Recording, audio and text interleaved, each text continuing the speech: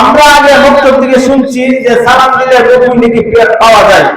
আসলে হাদিসের মাধ্যমে সাব্যস্ত হয় সালাম দিলে রুকুই নেকি না, বরং সালাম দিলে 30টা নেকি পাওয়া যায়। সালামের মধ্যে 3টা অংশ আছে। একটা হলো আসসালামু আলাইকুম, যদি কেউ কাউকে আসসালামু আলাইকুম বলে তখন ফেরেশতারা তার আমলনামায় 10টা নেকি লেখে। যদি আসসালামু আলাইকুম এর সাথে ওয়া রাহমাতুল্লাহ এই শব্দ বৃদ্ধি করে তখন ফেরেশতারা তার আমলনামায় 20টি নেকি লেখে। যদি ওয়া শব্দ বৃদ্ধি করে তখন আল্লাহ রাসূল বলেন তার আমলনামায় ফেরেশতারা 30টি নেকি বৃদ্ধি করে। সালাম দিলে রুকুই নেকি না, বরং সালাম দিলে 30টা নেকি পাওয়া যায়। وقال تعالى فإذا دخلتم بيوتا فسلموا على أنفسكم وقال رسول الله صلى الله عليه وسلم خلق الله آدم عز وجل على صورته وذراعه فلما خلقه قال اذهب فسلم على أولئك النفر وهم نفر من الملائكة جلوس فاستمع ما يحيونك فإنها تحية وتحية ذريتك قال وبعد ما قال السلام عليكم فقالوا السلام عليكم ورحمة الله قال فزادوا ورحمة الله قال فكل من يدخل الجنة على صورة آدم وطوله 60 ذراعا فلم يزد الله ينقص سبحانه حتى الآن أو كما قال رسول الله صلى الله عليه وسلم. وقال الشاعر الحمد لمن قدر خيرا وفضلا والشكر لمن صور حسنا وجمالا والشكر لمن صور حسنا وجمالا فرد صمد عن صفة الخلق غني رب أزلي خلق الخلق كمالا رب أزلي خلق الخلق كمالا لا ضد ولا ضد ولا حد لولا الآن كما كان ولا ولا الآن كما كان ولا ما قلت هاي شاب هاي ما قلت هاي ناك من بيته هاي هاي ناك من بيته هاي أي مجايا راشد خبران كارات خبر سد خبر شبان يامور كارات خبر سد خبر شبان يامور আলহামদুলিল্লাহ সকল প্রশংসা আল্লাহ তাআলার দরবারে আল্লাহ তাআলা আমাদেরকে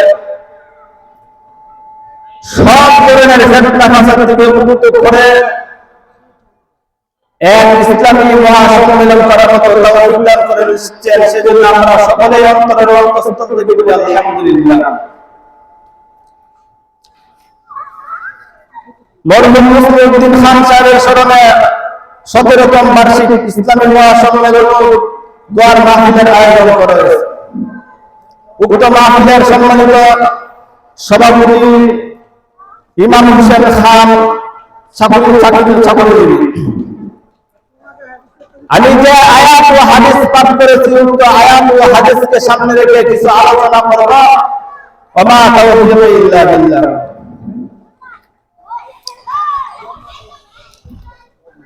আমি যে আয়াত করেছি সেই আয়াতের মধ্যে আল্লাহ তাআলা বলেন ইয়া আইয়ুহাল্লাযীনা আমানু লা তাদখুলু বুয়ুতান গায়রা বুয়ুতিকুম হাত্তা তাস্তানিসু ওয়া তুসাল্লিমু আলা আহলিহা। ইয়া আইয়ুহাল্লাযীনা আমানু, আল্লাহ তাআলা অনেক আদর করে বান্দাদেরকে ডেকে বলেন ইয়া আইয়ুহাল্লাযীনা আমানু, হে আমার আদরের ইমানদার বান্দারা লা তাদখুলু বুয়ুতান গায়রা বুয়ুতিকুম,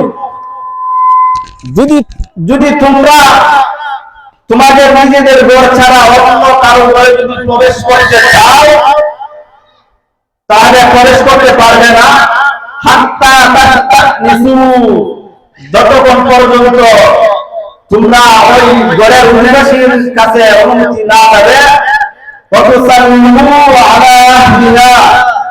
অনুমতি চাওয়ার পর তাদেরকে সালাম দেবে, তারপরে প্রবেশ করবে। যদি এই দুই কাজ করতে পারো তাহলে তাদের জন্য সেটি উত্তম হবে। এমন ভাবে করে আমরা একজনের কাছে গেলাম, যাওয়ার পরে যদি দেখি কেউ না থাকে, তখন আল্লাহ তাআলার বিধান কি? আল্লাহ তাআলা বলেন ফাইল্লাম তাজিদু ফিহা আহাদান ফালা তাদখুলুহা হাত্তা ইউযানা লাকুম, সুতরাং যদি তোমরা কেউ তার মধ্যে কাউকে না পাও, তখন তাদের অনুমতি ছাড়া, অনুমতি যেহেতু পাওয়া যাবে না সেজন্য তোমরা অন্যের ঘরে প্রবেশ করতে পারবে না। তাইলে আমরা কি বুঝলাম? অন্যের ঘরে প্রবেশ করতে হলে দুইটা কাজ করতে হবে। এক নম্বরে সর্বপ্রথম অনুমতি চাইতে হবে, অনুমতি চাওয়ার পর যদি অনুমতি দেয় তাহলে তারপরে সালাম দিবে। এখন আমি যে অন্যের ঘরে গিয়ে অনুমতি চাবো, অনুমতি চাওয়ার সিস্টেমটা কি হবে, পদ্ধতি কি হবে? আমি কি দরজা সোজাসুজি থাকবো নাকি এক পাশে থাকবো? যদি আপনি দরজার সোজাসুজি থাকেন তাহলে তো অনুমতি নেওয়ার দরকারই পড়ে না, কারণ অনুমতি চাওয়ার প্রধান কাজ হলো যাতে করে ওই ঘরে যে মহিলা থাকবে সেজন্য নিজেকে সংযত রাখতে পারে, সেজন্য নিজে পর্দার আড়ালে থাকতে পারে, সেজন্য মূলত অনুমতি চাওয়া। যদি আবার সরাসরি দেখে গেলেন তখন তো অনুমতি নেওয়ার কোনো প্রশ্ন আসে না।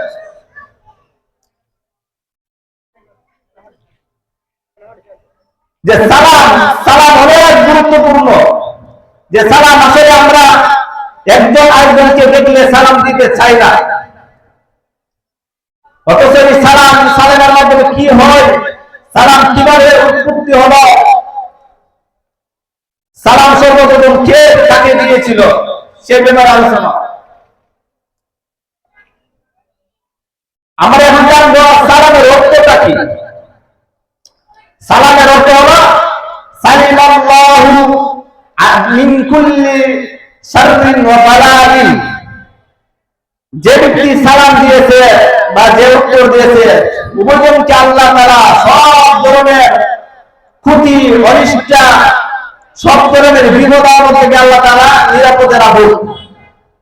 এখন একজন ছেলে চায় যে আমার পিতা নিরাপদে থাকুক, আমার পিতা সব ধরনের বিপদ আপদ থেকে হেফাজতে থাকুক। একজন পিতাও চায় আমার ছেলেও সব ধরনের বিপদ আপদ থেকে হেফাজত করুক। এখন আপনি যদি ছেলের জন্য দোয়া না করতে পারেন, যদি সালাতের মাধ্যমে দোয়া না করতে পারেন, তাহলে কিভাবে সে সব ধরনের বিপদ আপদ থেকে হেফাজতে থাকবে? সেজন্য আমরা নিজে সালাম দিব এবং নিজের ছেলে সন্তানদেরকে সালাম শিখাবো। মুসলিম শরীফের হাদিস 2841 নম্বর, বুখারী এই হাদিস আবার বুখারী শরীফের মধ্যে আসছে 6227 নম্বর।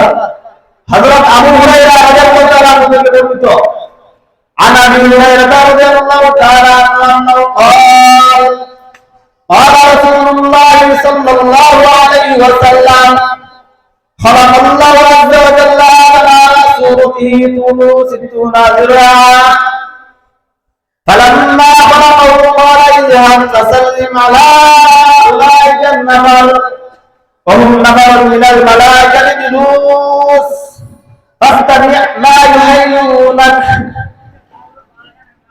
রাসূল সাল্লাল্লাহু আলাইহি ওয়াসাল্লাম বর্ণনা করেন যে খালাকাল্লাহু আযজা ওয়া জাল্লা আদম আলা সূরাতিহি, যখন রব্বে কারীম আল্লাহ তাআলা হযরত আদম আলাইহিস সালামকে সৃষ্টি করলেন, তখন ফেরেশতাদেরকে আল্লাহ তাআলা আদেশ করলেন যে হে ফেরেশতারা, তোমরা আদম আলাইহিস সালামকে সিজদা করো। ওহুম ওহুম মালাইকাতুন মিনাল জুলুস, আর ফেরেশতারা তখন বসা ছিল। আদম আলাইহিস সালামকে বললেন যে ফাস্তামিয়া মা ইউহাইয়ুনাক, ফেরেশতাদেরকে দিয়ে তুমি সালাম দিয়েছো, তারা তোমার সালামের উত্তরে কি বলে সেটা ভালোভাবে শুনো, কান পেতে শুনো। কারণ কান পেতে না শুনলে পরে সমস্যা হবে। কিভাবে? যে বাইন্নাহা তাহিয়াতুকা ওয়া তাহিয়াতু যুররিয়াতিক, তুমি সালাম দেওয়ার পর ফেরেশতারা যে সালামের যে উত্তর দিবে সেই সালাম হোক তোমার জন্য অভিবাদন, এবং তোমার পরবর্তীতে যত উম্মত আসবে, তোমার আওলাদ সন্তান সন্ততি আসবে, তাদের জন্য সেটি অভিবাদন হবে। সেজন্য ভালোভাবে শুনো। فذهب فقال السلام عليكم فقالوا السلام عليك ورحمة الله।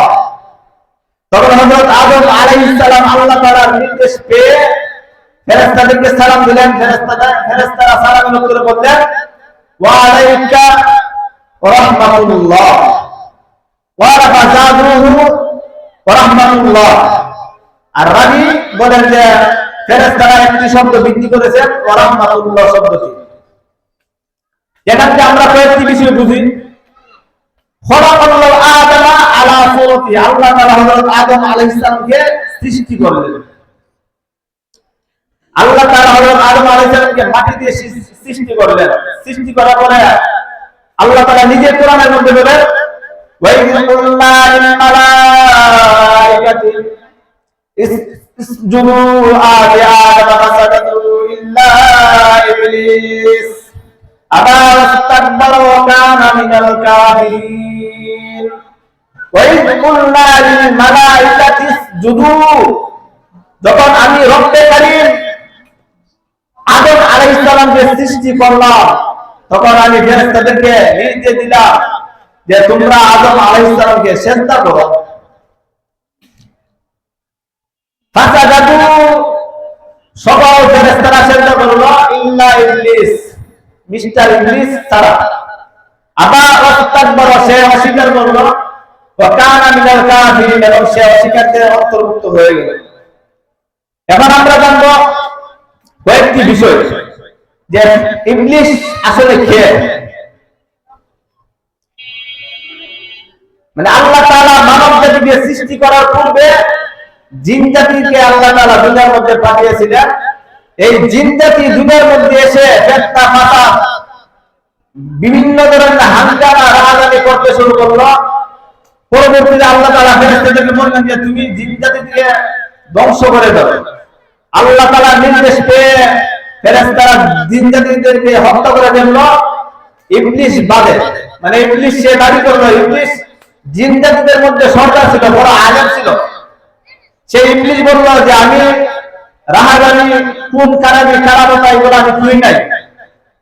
তখন আল্লাহ তাআলার কাছে ফেরেশতারা শয়তানের পক্ষে সাক্ষী দিল যে সে ভালো ছিল। তখন ইবলিসকে বাঁচিয়ে রাখলো।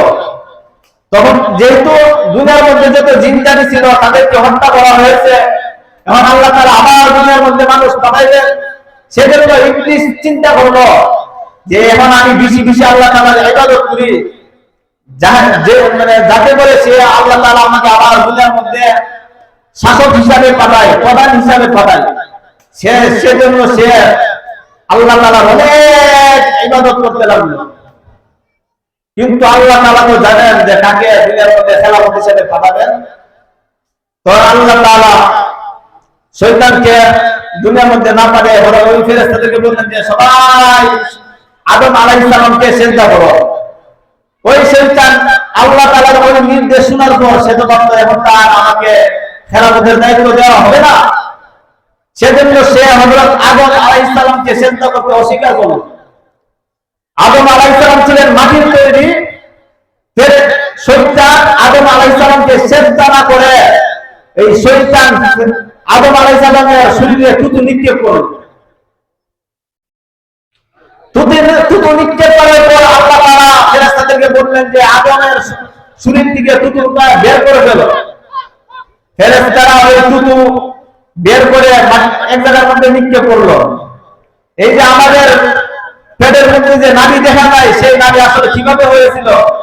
সেই নাভিটা মূলত ওই শয়তানের থুতু নেওয়ার কারণে আমাদের পেটের মধ্যে গর্ত দেখা যায় নাভি। ফেরেশতারা শয়তানের থুতু বাইরে নিক্ষেপ করার পর ওই শয়তানের থুতু থেকে কুকুর জন্ম নেয়। সেক্ষেত্রে দেখবে শয়তান জিন জাতির সাথে কুকুরের কিছু সাদৃশ্য আছে। এই কথা মাসাইলের সাথে একটা কিতাব আছে, ওই কিতাবের মধ্যে আসছে। আর ইবলিসের পরিচয় আল্লামা শিববির আহমদ ওসমানী রাহমাতুল্লাহি আলাইহি তার বিশ্ববিখ্যাত তাফসীরের কিতাব তাফসীরুল ওসমানীর মধ্যে দিয়েছে।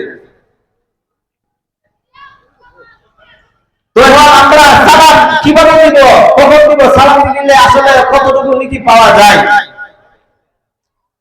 আবু দাউদ শরীফের 5195 নম্বর হাদিস, হযরত ইমরান ইবনে হুসাইন রাদিয়াল্লাহু তাআলা আনহু থেকে বর্ণিত, তিনি বলেন, عن عمران بن حسين رضي الله تعالى عنه قال جاء رجل إلى النبي صلى الله عليه وسلم فقال السلام عليكم فرد عليه ثم جلس فقال النبي صلى الله عليه وسلم اشرون ثم جاء آخر فقال السلام عليكم ورحمة الله فرد عليه فجلس فقال عشرون ثم جاء آخر فقال السلام عليكم ورحمة الله وبركاته فرد عليه فجلس فقال ثلاثون। যে সালাম দিলে আমরা আগে বক্তব্য থেকে শুনছি যে সালাম দিলে রূহ নাকি পাওয়া যায়। আসলে হাদিসের মাধ্যমে সাব্যস্ত হয় সালাম দিলে রূহ নাকি না, বরং সালাম দিলে 30টা নাকি পাওয়া যায়। সালামের মধ্যে 3টা অংশ আছে। একটা হলো আসসালামু আলাইকুম, যদি কেউ কাউকে আসসালামু আলাইকুম বলে তখন ফেরেশতারা তার আমলনামায় 10টা নেকি লেখে। যদি আসসালামু আলাইকুম এর সাথে ওয়া রাহমাতুল্লাহ এই শব্দ বৃদ্ধি করে তখন ফেরেশতারা তার আমলনামায় 20টি নেকি লেখে। যদি ওয়া বারাকাতুহু শব্দ বৃদ্ধি করে তখন আল্লাহ রাসূল বলে তার আমলনামায় ফেরেশতারা 30টি নেকি বৃদ্ধি করে। সালাম দিলে রূহ নেকি না, বরং সালাম দিলে 30টা নেকি পাওয়া যায়।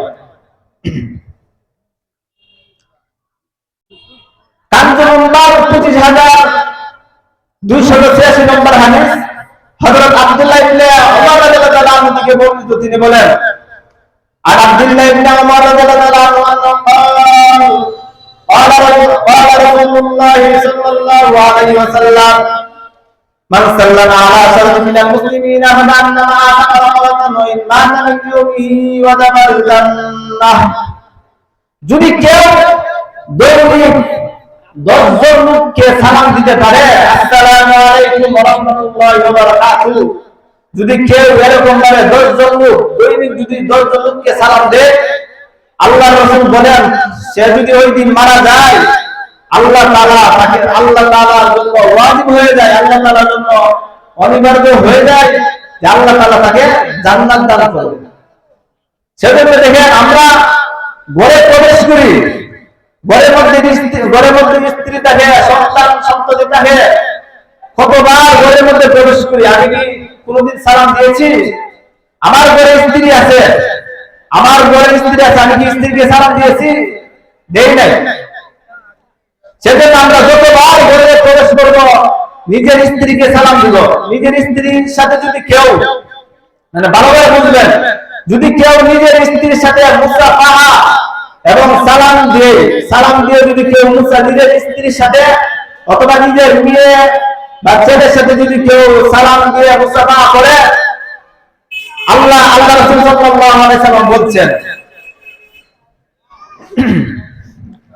মাজমাউজ জাওয়ায়েদ ওয়া মানবাউল ফাওয়ায়েদের কিতাবের 12766 নম্বর হাদিস, হুযায়ফা ইবনে ইয়ামান রাদিয়াল্লাহু তাআলা আনহু থেকে বর্ণিত, তিনি বলেন, আন হুযায়ফা ইবনে ইয়ামান রাদিয়াল্লাহু তাআলা আনহু قال قال رسول الله صلى الله عليه وسلم إن المؤمن إذا لقي المؤمن فسلم عليه وأخذ بيده فصافحه تناسلت خطاياهما كما يتناسل ورق الشجر।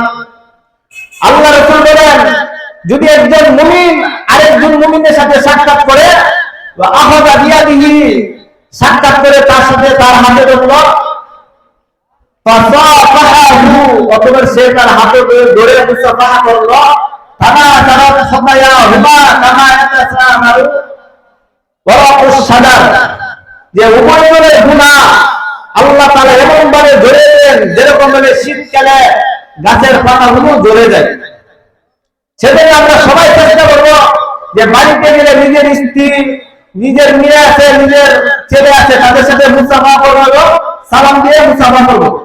কিন্তু আজকে বড় আফসোসের কথা মানে নিজের স্ত্রীর সাথে হাসি মুখে কথা বলবে এরকম লোক মানে বাড়িতে গেলে বোঝা যায় যে আমার স্বামী আসলে আমার স্বামী নাকি অন্য কোনো পুরুষ মানে অন্য মহিলাদের সাথে রসিকতার সাথে কথা বলে হাসি হাসি তামাশা করে কিন্তু নিজের স্ত্রীর কাছে গেলে সব বিলীন হয়ে যায় তার মধ্যে হাসি থাকে না কোনো কিছু থাকে না মুসাফা পরের কথা। সেজন্য আমরা সবাই চেষ্টা করবো বাড়িতে প্রবেশ করে নিজের স্ত্রীর সাথে মুসাফা সালাম দিব তারপরে মুসাফা করবো। কারণ এই সালামের মধ্যে অনেক কিছু আছে।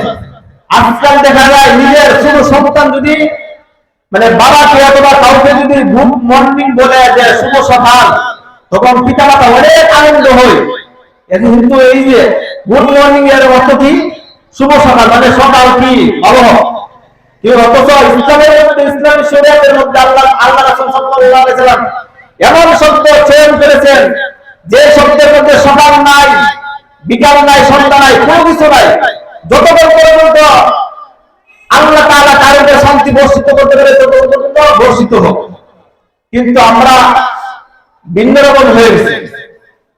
সেজন্য আমাদের ছেলে সন্তানদেরকে ইংরেজি গুড মর্নিং এই সমস্ত শব্দ না শিখিয়ে আল্লাহ রাসূল সাল্লাল্লাহু আলাইহি ওয়াসাল্লাম যে সমস্ত শব্দ শিখিয়েছেন সেগুলো বাচ্চাদেরকে শিখাবো। এখন শিখাইতে হবে যে আমি নিজে জানতে হবে। কারণ আমি কি নিজে কিভাবে জানবো? মসজিদের ইমাম সাহেব আছে মুয়াজ্জিন আছে তাদের কাছ থেকে সুন্দরভাবে আমরা জেনে নিব। আল্লাহ তাআলা আমাদের সবাইকে নিজের স্ত্রী নিজের সন্তান যারা আছে সবার সাথে সালাম সালামের মতো তাওফিক দেন। আরেকটা যদি মুস্তাদ আহমদ 10177 নম্বর হাদিস হযরত আবু হুরায়রা রাদিয়াল্লাহু আনহু থেকে বর্ণিত عن ابي هريره رضي الله تعالى عنه قال رسول الله صلى الله عليه وسلم لا تدخلوا الجنه حتى تؤمنوا ولا تؤمنوا حتى تحابوا اولا تدخلوا على شيء اذا فعلتم افشوا السلام بينكم হযরত আবু হুরায়রা রাদিয়াল্লাহু আনহু থেকে বর্ণিত তিনি বলেন আল্লাহ রাসূল সাল্লাল্লাহু আলাইহি ওয়াসাল্লাম বলেছেন যে লা তাদখুলুল জান্নাতা তোমরা জান্নাতে প্রবেশ করতে পারবে না। দুনিয়ার মধ্যে যত উম্মত আছে তোমরা কেউ জান্নাতে প্রবেশ করতে পারবে না হাত্তা তুমিনু যতক্ষণ পর্যন্ত তোমরা মুমিন না হবে। তারপরে বলে ওয়ালা তুমিনু হাত্তা তাহাবু তোমরা মুমিন হতে পারবে না যতক্ষণ পর্যন্ত একজন আরেকজনকে মহব্বত না করবে। ঝগড়া করে কথা বলছে নাকি মহব্বত করে কথা বলছে? মহব্বত করে কথা বলছে। তারপরে আল্লাহ রাসূল সাল্লাল্লাহু আলাইহি ওয়াসাল্লাম নিজেই বলেন আওয়ালা আদুল্লুকুম আলা শাইইন ইযা ফাআলতুমুহু তাহাবাতুম আমি কি তোমাদেরকে এমন কিছু জিনিসের কথা বলে দিব যে জিনিস যদি তোমরা করো যদি একজন আরেকজনের সাথে যদি এরকম জিনিসটা করো তখন একজন আরেকজনের সাথে কি হবে মহব্বত সৃষ্টি হবে। তখন আল্লাহ রাসূল বলেন যে আফশুস সালাম বাইনাকুম যদি তোমরা মহব্বত একজন আরেকজনের সাথে হৃদ্যতা মহব্বত সৃষ্টি করতে চাও তাহলে একজন আরেকজনকে কি করো সালাম দাও বেশি বেশি সালামের প্রচার প্রসার করো। আমরা তো আছে এখন মানে যাকে চিনি তাকে সালাম দেই কিন্তু যাকে চিনি না তার সাথে কি দেয় সালামের বিনিময় দেয়। বুখারী শরীফের 28 নম্বর হাদিস যে আল্লাহ রাসূল সাল্লাল্লাহু আলাইহি ওয়াসাল্লাম বলেন যে যে সালা রাজুল সালা নবী সাল্লাল্লাহু আলাইহি ওয়াসাল্লাম রাজুল আইয়ুল আমাল খায়র একজন লোক আল্লাহ রাসূল সাল্লাল্লাহু আলাইহি ওয়াসাল্লামকে প্রশ্ন করলেন ইয়া রাসূলুল্লাহ আইয়ুল আমাল খায়র মানে যত আমল আছে এর মধ্যে সবচেয়ে উৎকৃষ্ট আমল কোনটি? আল্লাহ রাসূল বলেন আসসালাম, মানে সালাম করা হচ্ছে। সালামের কথা বলে বলছেন যে এই সালামটা তোমরা যাকে চিনো তাকে দাও, যাকে চিনো না তাকেও দিতে পারো, কোনো সমস্যা নেই। এই সেজন্য আমরা বেশি বেশি সালামের প্রচার প্রসার করবো ইনশাআল্লাহ। এবং বিশেষ করে একটা আবার আমরা সবাই করবো, দেখেন এই আমল করতে কোনো টাকা পয়সা কোনো কিছু লাগে না। আমি মনে করেন ঘরে প্রবেশ করলাম, যদি আমার বিবিকে আমি সালাম দেই, যদি তার সাথে মুসাফা করি, তাহলে আমার গুনাহ হবে? প্রথম করে যদি আরেকজন মহিলাকে সালাম দিলেন, তার সাথে মুসাফা করলেন, তাহলে গুনাহ আছে না নাই? খুবই না গুনাহ হবে। সেজন্য আমরা সবাই চেষ্টা করবো নিজের বিবির সাথে ভালো আচরণ করবো এবং নিজের বিবিকে সালাম দিব, তারপরে তার সাথে মুসাফা করবো। আল্লাহ তাআলা অনেক শীতকালে যেরকম ভাবে পাতাগুলো ধরে যায়, এরকম ভাবে আল্লাহ তাআলা যত গুনাহ আছে আল্লাহ তাআলা সবগুলা ধুয়ে মুছে দিবেন। আল্লাহ তাআলা আমাদেরকে সবাইকে উক্ত আলোচনা করার উপর আমাকে এবং আপনাদের সবাইকে আমল করার মতো তৌফিক দান করেন। এই বলে আমার বক্তব্য শেষ করলাম। নাসরুম মিনাল্লাহি ওয়া ফাতহুন করিব।